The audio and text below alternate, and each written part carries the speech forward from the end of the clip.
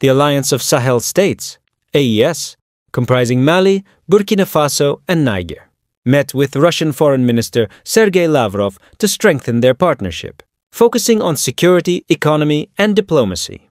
The AES aims to build a new regional security architecture and pursue an independent foreign policy free from colonial influences. Russia pledged support for AES's efforts in combating terrorism, enhancing military capabilities, and fostering economic development through trade, agricultural supplies and infrastructure projects. Both parties condemned neo-colonialism, unilateral sanctions, and interference in sovereign affairs, emphasizing mutual respect and adherence to international law. They criticized external destabilization attempts, including by the Kiev regime, and agreed to institutionalize AES-Russia consultations, with plans for future meetings and a strategic partnership.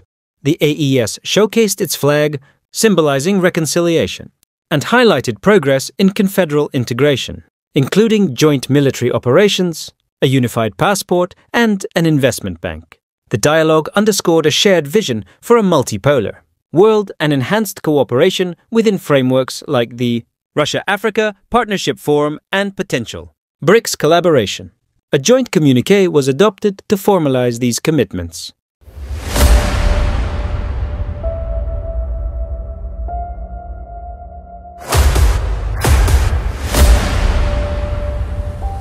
This is the journey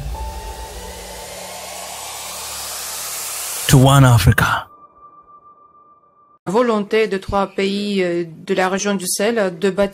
It is the will of 3 countries in the South African region to build the new architecture of regional security and, in general, to pursue an independent foreign policy based on their own potential and national interests.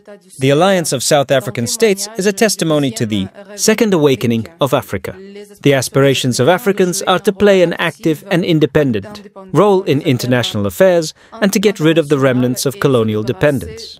For my part, I stressed that we will support the strengthening of the position of the continent and to help in the multipolar world that is trying to be formed, where, for the African continent, and the structures of integration in Africa, we must ensure a dignified place.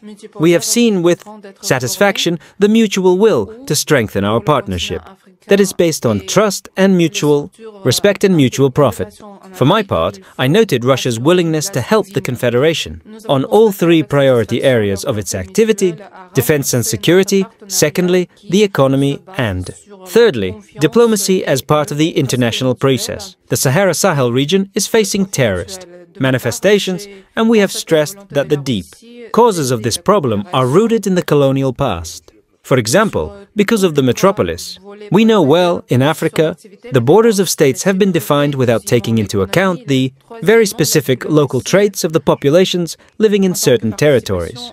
The metropolises have divided the peoples, the ethnic groups, leaving them in separate states, and this has had a negative impact on the continent. Some international players in the region continue to attempt to destabilize the region.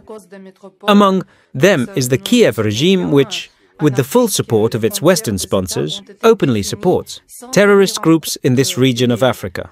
For my part, I stressed Moscow's willingness to increase the potential of the unified forces of the state of Sahel, to increase their combat capacity, the capacity of the national armed forces of each country, to train military personnel and employ them in the maintenance of order. We are helping the countries of the United States of Sahel in other areas. We regularly deliver agricultural products, fertilizers, energy vectors, and other critical products. We are aware of the significance of these supplies, first of all of the food for the social and economic development of African states. The volume of our trade has increased tenfold, but we must not stop here since the figures are still quite modest and these figures do not correspond to our potential. Today, we have addressed this issue and we have agreed to strengthen the material foundation of our cooperation, to take additional measures, concrete measures that are being formulated to implement promising economic projects at the bilateral level between Russia and each country, and in the context of relations between Russia and the United States of Sahel, given the formation of this new association. We have addressed the relevant issues of the global and regional agenda. We are united by the commitment to the principles of the basis of international law, such as the sovereign equality of states, non-interference in internal affairs, respect for the right of peoples to define their fate, independently, the models of political, social, and economic development. And, of course, we are united by the respect for another principle of the United Nations, which is related to the respect for human rights regardless of race, sex, language, and religion. We are opposed to the politicization of this subject, which is loved by our Western colleagues within the United Nations, by trying to politicize the work of this structure in the case where we must ensure the respect for the rights of peoples which are violated everywhere and recently in Europe. We have addressed the aspects related to the exit of Mali, Burkina Faso, and Niger from the CEDAW. We have addressed the principles to normalize the coexistence of these two associations. Russia is ready to help normalize the constructive dialogue between these associations. If our services are needed, we are happy to help you. We are united since the dialogue on the format Russia-United States of Israel will give a new dynamic to the promotion of bilateral relations and will contribute to the normalization of the mechanisms of cooperation between the four parties, which will promote cooperation within the framework of the Russia-Africa Partnership Forum. At the level of the Minister of Foreign Affairs, we are preparing for the second session of this forum. To conclude, I would like to say that according to my friend Abdullahi Diop, this flag of the United States of Seattle is shown for the first time outside the region. And this flag, if you look at it, represents a flag with a baobab. According to West African traditions, this tree means reconciliation, and this sign reflects the aspirations of your people, no doubt. And I would like to wish your people, and in general, your countries, first of all, a peaceful life, well-being, prosperity, and effective development of your confederation. The confederation already deserves this notoriety, this positive reputation, and the interest to participate in the work of the Confederation of States of Seattle and manifested by other states.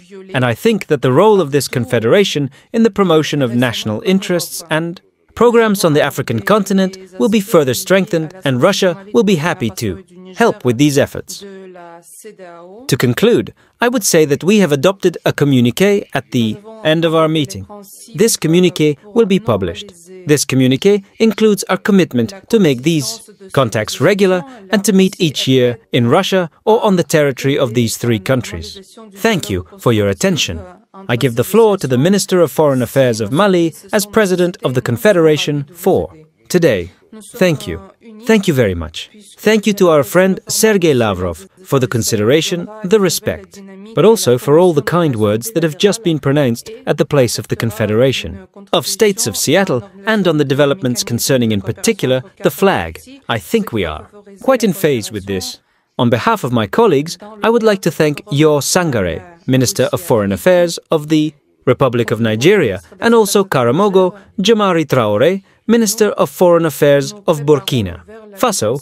I would like to share with you some conclusions of the very enriching exchange that we have just had with our colleague and friend Sergei Lavrov in the first AES Russia meeting that is taking place here in Moscow. I would like to make the conclusions of our work in 4 essential points. The first point that must be kept in mind is that Russia is an ally of the Confederation of States of Seattle, with which it shares a common vision in a number of areas. So this is for us a first political consultation with a partner outside the Confederation of States of Seattle. This means that we share a lot of common values that you have already outlined. And also that more than a partner, Russia is today a sincere ally, but a conscious ally that has always been on the side of our countries since their respective independence. But also, our presence today in Moscow is a testimony to the fact that Russia was the first country to recognize the Confederation of States of Seattle almost a week after its creation. We were also happy to welcome in our region a visit of 3 countries by the Russian Vice Minister of Foreign Affairs, which was also an extremely important moment to engage in a political dialogue on security issues as well as development issues. For our countries, His Excellency President Traoré of Burkina Faso, as well as General of the Army Abdurrahman Cheni of the Republic of Nigeria, as well as General of the Army Assimi Goïta of Mali, in conjunction with His Excellency President Vladimir Putin, put the interests of their populations at the heart of their actions. And in this context, we have a convergence of views, as Minister Lavrov indicated, on all the major issues of peace, security and international political issues. But we also have a common understanding of the fight against terrorism and insecurity in our space. Terrorism, which is also supported by foreign state sponsors, including regional players in our space who continue to serve as a background and to support terrorism, including Ukraine, which is at your door here, which we consider as a terrorist state. For us, with Russia, we naturally put at the heart of our actions the respect for the sovereignty of our countries, the respect for our strategic choices, but also the preservation of the vital interests of our populations. We work with Russia as part of the group of friends of the Charter, because for us it is important that international action, that international relations are not built on force, but on the respect for the Charter of the United Nations, but not in the case of an intricate reading that some make of the Charter. The EU and Russia also oppose the measures of sanctions, the policy of sanctions in particular, the coercive unilateral measures taken by some states to force us to change our orientations and our political choices. We oppose it. We also oppose Russia's interference in the internal affairs of the countries. And above all, given our experience, we work with Russia to oppose all neo-colonial policies. Policies of subjugation and domination, of control of our countries by former colonial powers, who want to keep their grip on our countries and prevent us from making political or economic choices for the benefit of our populations. This is from the point of view of sharing the common vision of values and principles. The second point of conclusion is that we have exchanged with our Russian partners on the progress of the confederal construction of the establishment of the Alliance of the States of Sahel, and considerable progress has been made in 8 months of the establishment of this confederation, which is built on 3 pillars: defense and security, the pillar of diplomacy and the pillar of development. On the pillar of defense and security, for which Russia is an important strategic partner today, our units are working in the framework of joint operations between the 3 countries, which give considerable results on the ground, with the neutralization of many terrorist groups, of which some have surrendered to the authorities. Today, we are evolving in the framework of joint military operations. The objective for us is to establish a unified force of the Confederation of the States of Sahel to mutualize our efforts in the context of the fight against terrorism. Today, there was a time when our countries did not control all their territorial space. Today, considerable progress has been made. On the military level, the capture of Kidal 2 years ago, in the north of Mali, was an important step to allow us to regain control of our territories and to ensure security. On the diplomatic level, our 3 countries are working together in the framework of the Confederation of the States of Sahel. To speak of a single voice, Moscow today also gives us the opportunity. We want to work to increase the recognition of the Confederation of the States of Sahel both bilaterally and multilaterally. Many countries are gradually opening up to this possibility, and we are coordinating ourselves internationally on many issues, including the issue of human rights and many political issues. On the development plan, we are working to strengthen the integration of peoples first, but also to ensure free movement. We recently put in motion an AES passport for our 3 countries. Then a decision was made to put in motion biometric identity cards and also to have a visa space that will be arranged, a common visa for our 3 countries. Our countries are also working in the framework of structural projects in the field of infrastructure, energy and other areas. We are working to put in place an investment bank in the coming months because we need to release the necessary resources to be able to finance the development of our countries. Recently, we have put in place a confederal procurement that allows us to procure 0.5% of imports to be able to finance the functioning of this organization, but also at the same time to be able to finance the investment bank, but also to finance the various structural projects. Our concern is to have an organization that is autonomous, but that is mainly financed by our resources, even if we remain open to different partnerships without them being able to take control of our organization. The Confederation has also put forward the strengthening of its visual identity. I am pleased that today, for the first time, as Minister Lavrov has indicated, the AES flag has been raised outside the AES space for the first time. It is here today, at the level of the Confederation of Russia, so we thank them for that. I think it is an important step. We have also developed a logo that is in the center of this flag, and we are also working to put in place a television and a radio of the AES, because we are also in a world of informational war where it is important that we can have alternative models to be able to give ourselves the information, and we are available to work with Russian partners who have the same concern. From now on, the AES is a geostrategic reality which has certainly disturbed the balance for partners who are in domination or neo-colonization schemes. There are certainly challenges, important challenges. Challenges that mainly come from former colonial powers or Western powers, or at least regional actors in search of leadership or domination over our countries. We will be able to continue to work on these challenges. Today, the AES is a very important geographic and strategic space in the heart of West Africa, with 75 million inhabitants and an extremely important economic potential if we manage to ensure peace and security. This is why it is important for us to have this partnership with Russia, to help us have peace and stability, to be able to exploit our resources for the benefit of our populations, but also for the benefit of the partners who come with us.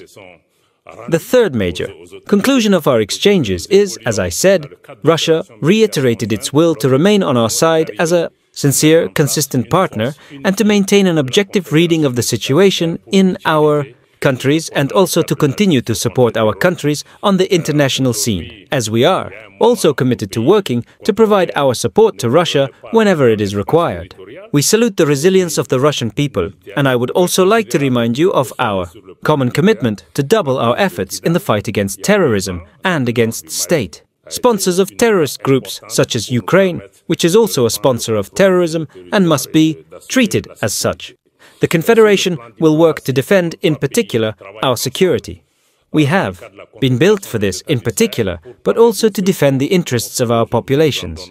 We are not trying to threaten any country, any people, we just want to defend our interests.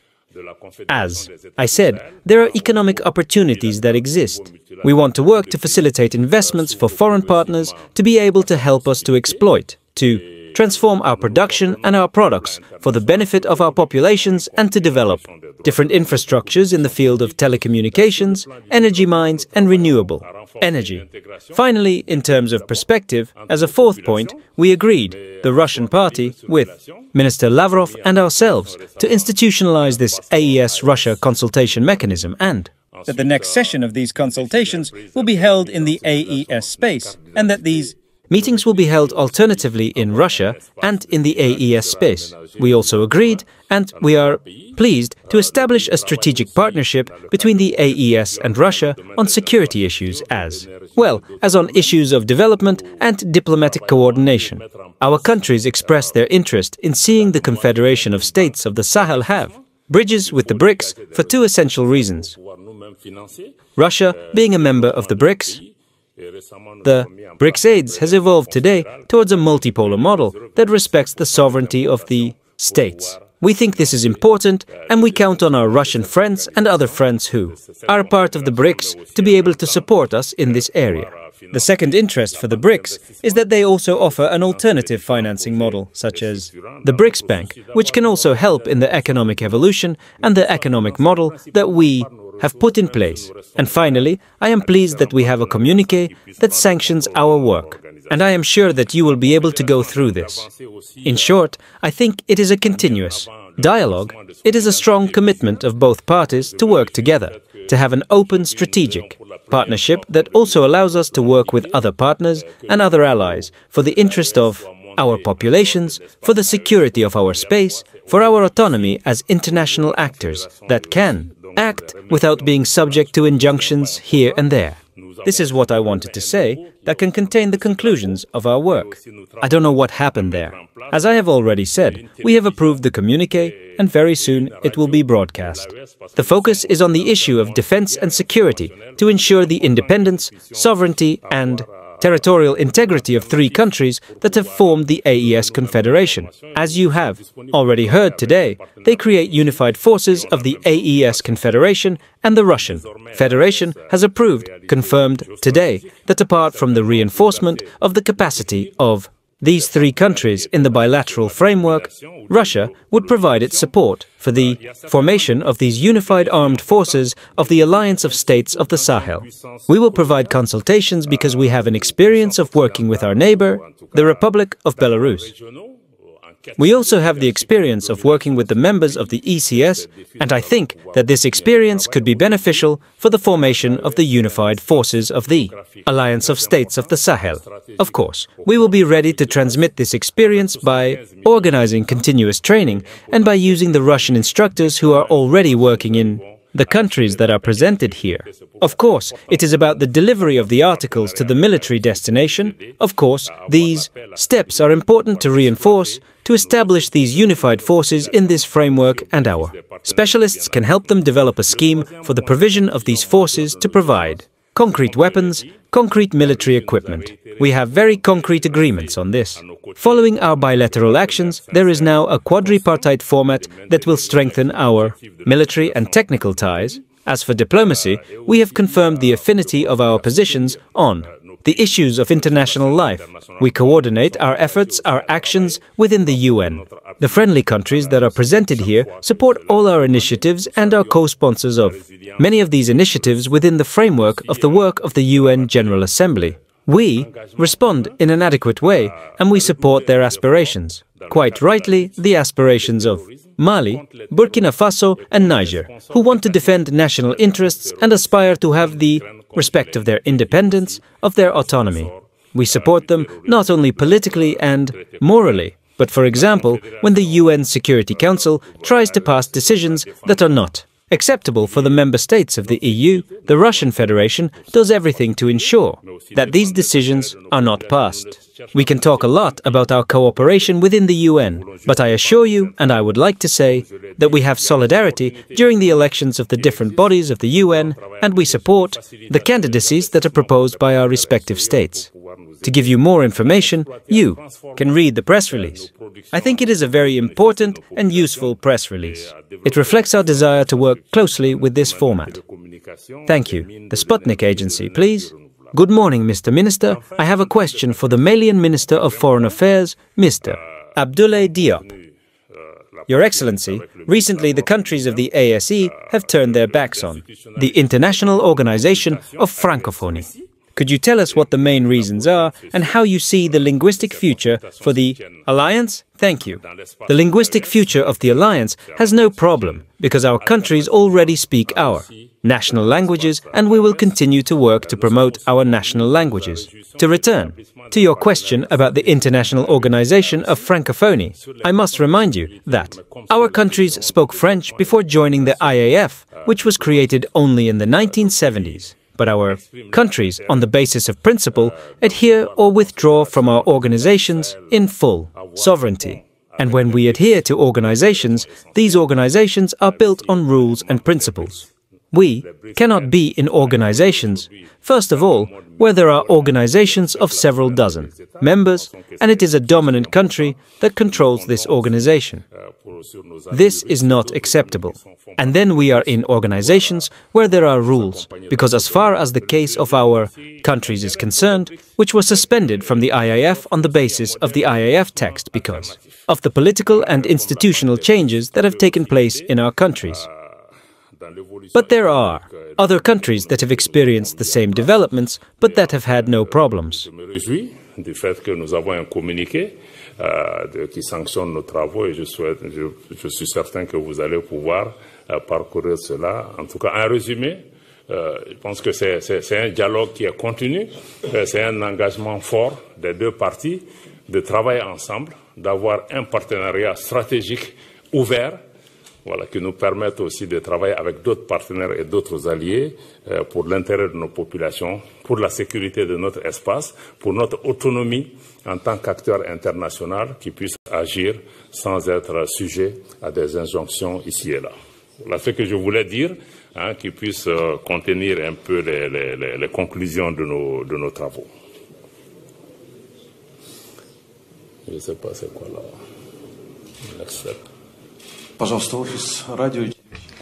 S'il vous plaît, Office de radio et de télévision du Mali.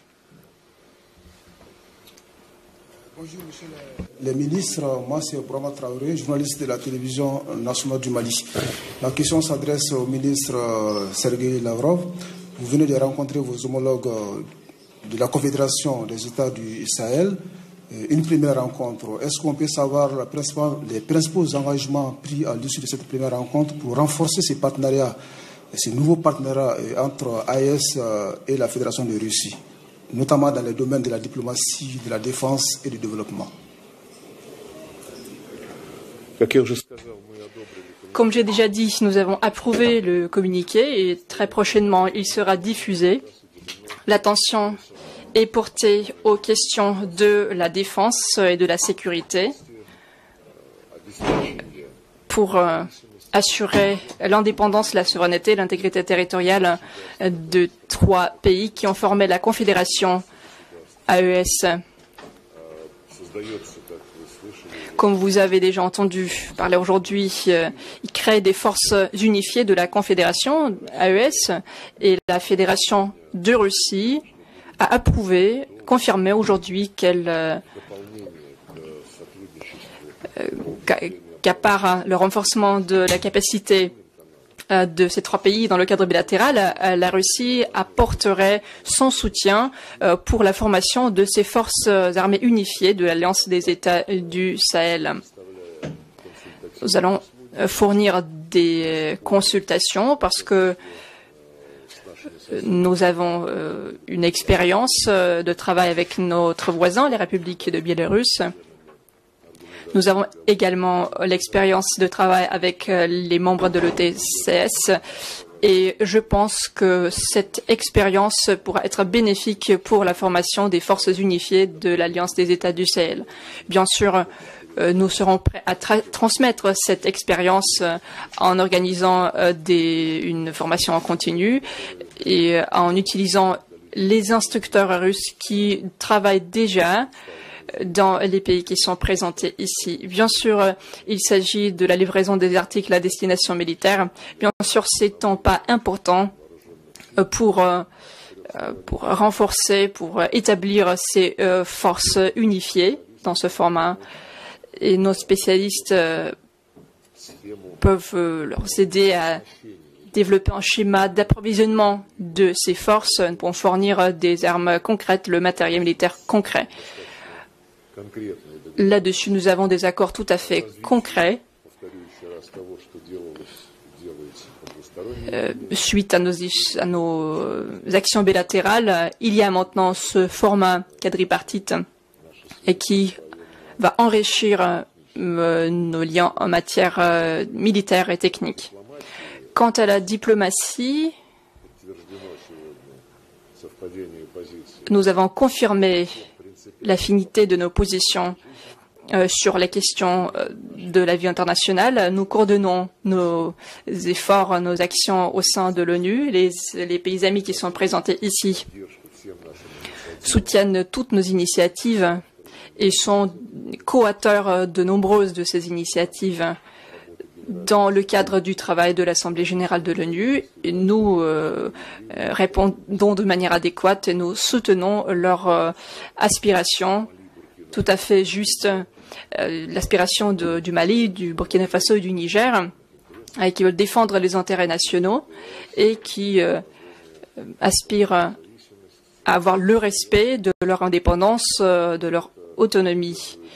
Nous les appuyons non seulement sur le plan politique et moral, mais par exemple quand au Conseil de sécurité de l'ONU on tente de faire passer les décisions qui ne sont pas acceptables pour les pays membres de l'AES, la Fédération de Russie ne fait tout en sorte que ces décisions ne soient pas passées. On peut parler beaucoup de notre coopération au sein de l'ONU, mais alors je vous assure et je tiens à dire que nous avons une solidarité lors des élections de différentes restrictions des différents organes de l'ONU et nous soutenons des candidatures que sont proposées par nos États respectifs. plus en détail. Pour vous en informer plus, vous pouvez lire le communiqué de presse. Je pense que c'est un communiqué très important, très utile, et il reflète notre volonté de travailler étroitement de ce format. Merci. L'agence Sputnik, s'il vous plaît. Victorovich, bonjour, monsieur le ministre. J'ai une question pour le ministre malien des Affaires étrangères, monsieur Abdoulaye Diop. Votre Excellence, récemment, les pays de l'AES ont l'un après l'autre tourné le dos à l'Organisation internationale de la francophonie. Pourriez-vous dire quelles en sont les raisons principales et comment voyez-vous désormais le futur linguistique pour l'Alliance? Merci. Le futur linguistique de l'Alliance n'a aucun problème, parce que nos pays, nous parlions déjà nos langues nationales et nous allons continuer à travailler pour promouvoir nos langues nationales. Pour revenir à votre question en ce qui concerne l'Organisation internationale de la francophonie, je dois rappeler que nos pays parlaient le français avant de joindre l'OIF, qui n'a été créé que dans les années 70. Mais nos pays, de façon sur le plan du principe, nous adhérons ou nous nous retirons de nos organisations en pleine souveraineté. Et quand nous adhérons aux organisations, ces organisations sont bâties sur des règles et des principes. On ne peut pas être dans des organisations, d'abord, où ces organisations de plusieurs dizaines de membres, que ce soit un pays dominant qui contrôle cette organisation. Ce n'est pas acceptable. Et qu'ensuite, nous soyons dans des organisations où il y a des règles, parce que pour ce qui concerne le cas de nos pays, qui ont été suspendus de l'OIF, sur la base des textes de l'OIF, à cause des changements politiques et institutionnels qui sont intervenus dans nos pays, mais il y a d'autres pays qui ont connu les mêmes développements, mais qui n'ont eu il n'y a eu aucun problème. Donc pourquoi nos trois pays sont ciblés? Parce que nous avons fait des choix qui vont à l'encontre de ces pays dominants de l'OIF. Et ceci n'est pas acceptable parce que nous sommes membres, nous payons nos contributions et nous ne pouvons pas être membres d'une organisation qui fonctionne avec à géométrie variable. Et ça ne peut pas être un cas et nous avons décidé et puis nous ne sommes pas là pour promouvoir un pays en particulier. Donc c'est pour ces raisons que nous avons estimé que notre qualité de membre, parce que l'OIF a été créé au Niger, l'ancien président du Niger a joué un rôle fondamental pour sa création. Mais nous sommes arrivés à un moment où beaucoup d'organisations sont aujourd'hui instrumentalisées, contrôlées pour des agendas politiques de certains pays en particulier, pour essayer de sanctionner d'autres pays sur la base de considérations particulières à certains pays et non sur la base des textes. Donc, en toute souveraineté, nous nous retirons de ces organisations parce qu'elles ne travaillent plus dans le sens de l'intérêt que nous voulons. Maintenant, comme je l'ai dit, nous parlions le français avant d'intégrer l'OIF. Nous allons certainement continuer à parler le français. Mais ce que nous souhaitons par-dessus tout, c'est de pouvoir valoriser aussi nos langues nationales.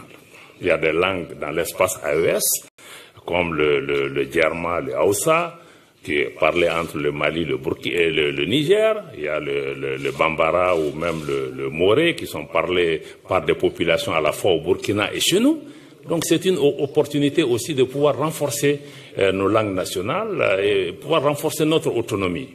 Voilà, ce sont ces raisons qui nous ont conduits à nous retirer de cette organisation. Et nous le ferons pour toute organisation qui sort de son mandat et qui se met à jouer la politique pour un ou deux pays. Merci. La chaîne RT, s'il vous plaît. RT en français, Daria Vaganova. Ma question à Monsieur Bakary. 2024, l'ouverture de l'ambassade russe à Niamey, la capitale du Niger, a été annoncée. Où en est-on actuellement? Merci. Merci. Effectivement, dans les années 70, nous avons été amenés à fermer notre ambassade à Moscou. À la fin, on s'est rendu compte que c'était une erreur. Qu'on ne peut pas ignorer un pays, ne pas être présent dans un pays comme la Russie. Notre carte diplomatique, elle est essentiellement fondée sur des principes. Celui du bon voisinage, c'est ce qui explique que la plupart de nos ambassades se trouvent, l'intégration africaine, la plupart de nos ambassades se trouvent en Afrique. le bon voisinage. Nous avons des ambassades dans tous les pays voisins et nous sommes le développement. Nous sommes présents dans 4 des 5 membres permanents du Conseil de sécurité. Donc, on s'est rendu compte que c'était une erreur, qu'il fallait corriger. La dynamique y était, mais avec les événements du 26 juillet 2023, où la Russie a apparu comme un partenaire stratégique. Elle était partenaire déjà du Niger. On avait déjà de la coopération avec la Russie, mais qui était une coopération très nuancée du fait que de certains dictats, les dictats de certains pays, avec l'avènement du CNSP au pouvoir, la Russie était le premier pays à répondre présent à nos côtés. Et par la suite, à cause des défis sécuritaires et des menaces dont le Niger fait face, ce pays est resté à manquer sa disponibilité à être à nos côtés. Bien avant, au niveau de l'Assemblée générale des Nations Unies, notre délégation avait été empêchée de participation. La Russie était parmi les tout premiers pays à nous apporter son soutien et à nous conseiller à faire du lobbying pour notre pays, pour que notre pays retrouve sa qualité de membre à part entière des Nations Unies. Il est donc tout à fait évident qu'avec la configuration actuelle de nos relations, parce qu'il fallait repositionner, il fallait redimensionner notre politique étrangère pour la mettre plus en cohérence avec des pays qui d'abord reconnaissent la justesse de ce que nous faisons de ce que nous menons comme lutte, des pays qui sont prêts à traiter avec nous d'égal à égal, et des pays qui nous reconnaissent le droit de nous retrouver dans une confédération et de nous aider dans cette logique. Nous avons jugé nécessaire, plus que nécessaire d'ailleurs, d'ouvrir une ambassade ici et sur la base de la réciprocité, la Russie est en train de faire autant. Pour le Niger, c'est déjà effectif. Nous avons notre ambassadeur qui est déjà sur place, nous avons le personnel diplomatique qui est sur place, nous sommes dans la logique de l'accréditation d'un attaché de défense. Maintenant, au niveau de la Russie, c'est suffisamment avancé, l'autorisation y est. Dernièrement, l'ambassadeur de Russie au Mali, qui a pour juridiction le Niger, a effectué une mission au Niger. Il a visité des bâtiments, il est dans la perspective de trouver des bâtiments qui vont abriter la chancellerie, la résidence et l'ensemble du régiment du personnel diplomatique. Et nous attendons d'un moment à un autre pour que la Russie nous propose un nouvel ambassadeur. Et je vous assure, nous l'attendons avec beaucoup d'impatience et ça sera fait dans les plus brefs délais. Merci. Radio Burkina Faso, s'il vous plaît. Yama Tamboura, journaliste à la télévision nationale du Burkina Faso. Ma question s'adresse à mon ministre en charge des Affaires étrangères. Monsieur le ministre, après cette rencontre d'aujourd'hui, quelles seront les prochaines étapes au niveau de l'AES pour consolider ce qui a été dit aujourd'hui? Bien, merci. Je pense que les prochaines étapes transparaissent déjà à travers les différentes réponses pertinentes qui ont été données par leurs excellences, les ministres des Affaires étrangères. Au niveau de l'AES, il s'agira de poursuivre la structuration à travers la consolidation des institutions nouvelles qui vont naître. Et ces institutions, c'est quoi? C'est la force unifiée. Ces institutions, c'est quoi? C'est la banque d'investissement. Ces institutions, c'est probablement les centrales d'achat. Donc, il s'agira pour nous de travailler à consolider la structuration de ces institutions. Et naturellement, dans le cadre des rapports entre la Confédération et la Fédération, on va dire, il s'agira de poursuivre Aujourd'hui, nous avons validé l'institutionnalisation des consultations au niveau ministre des Affaires étrangères. Et je crois qu'avec les résultats probants que nous avons obtenus déjà, quand vous regardez les chiffres en matière de commerce, il s'agira de poursuivre et je crois que ça se consolide au fil des forats. La Russie est de plus en plus une destination privilégiée pour le secteur privé de la Confédération et vice-versa. Donc nous allons travailler à davantage créer un environnement qui va favoriser ce niveau-là, mais aussi dans tous les secteurs. Et je crois que c'est aussi l'opportunité ici pour encore saluer la disponibilité de la Russie à travailler avec ces nouvelles institutions naissantes, à savoir la Force unifiée et la Banque d'investissement. Merci. Merci.